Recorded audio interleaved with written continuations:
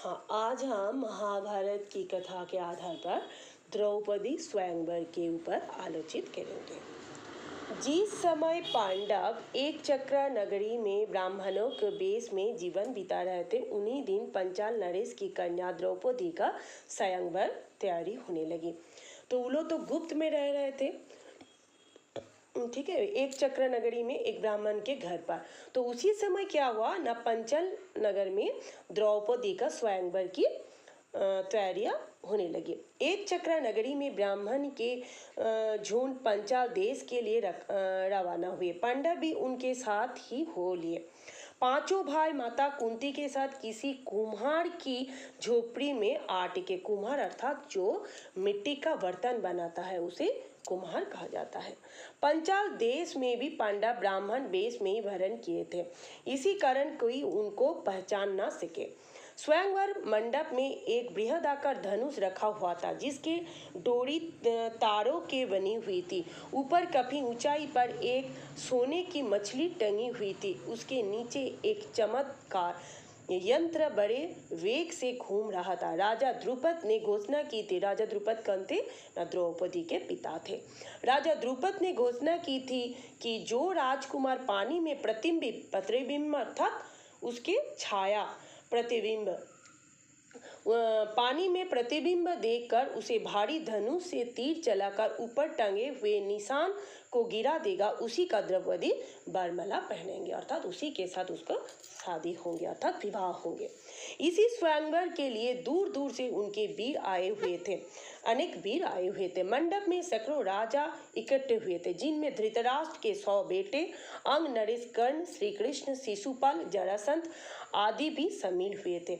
इसी जो नाम पर है ना, कर्ण, श्री कृष्ण, शिशुपाल, जरासंध, इसी के ऊपर भी हम आलोचित करेंगे, पर्टिकुलर इसी के ऊपर, अर्थात जरासंध कौन थे, कर्ण के ऊपर तो पहले ही हम आलोचित किए हैं, जरासंध, शिशुपाल, इसके ऊपर हम आलोचित करेंगे।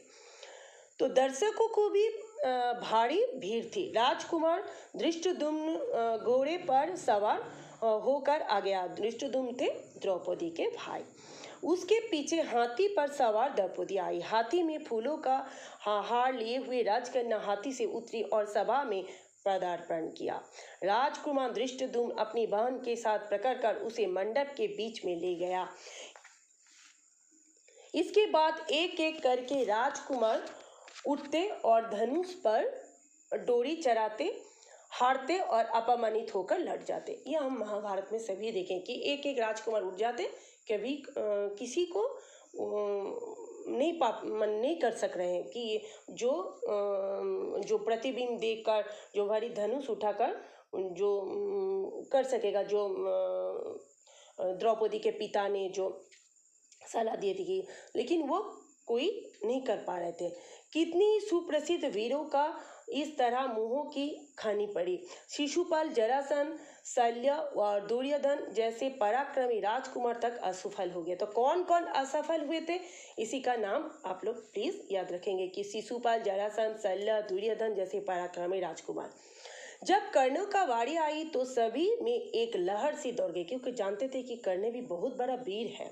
सबने सोचा अंग, नरेश जरूर सफल हो जाएंगे। कर्ण ने धनुष उठाकर खड़ा कर दिया और लाकर भी चढ़नी शुरू कर दी। डोरी के चढ़ने में बल भर को ही कसर रह गई थी कि इतने में धनुष का डंडा उसके हाथ से छूट गया तथा उछलकर उसके मुंह पर लगा।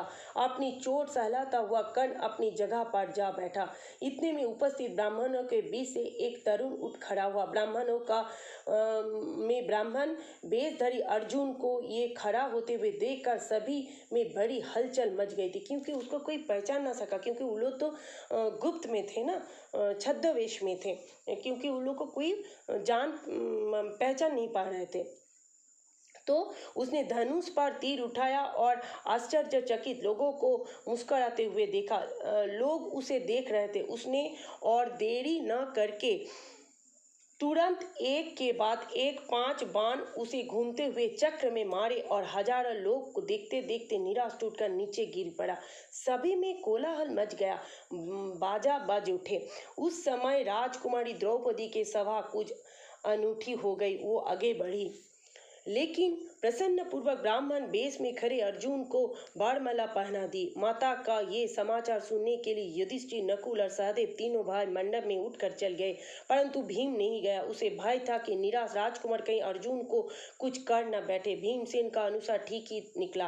राजकुमारों में बड़ी हलचल मच गई। उन्होंने शोर मचाया। राजकुमार का जोश बढ़ता गया। ऐसा प्रतीत हुआ कि भारी विप्लव मच जाएगा। विप्लव अर्थात लड़ाई।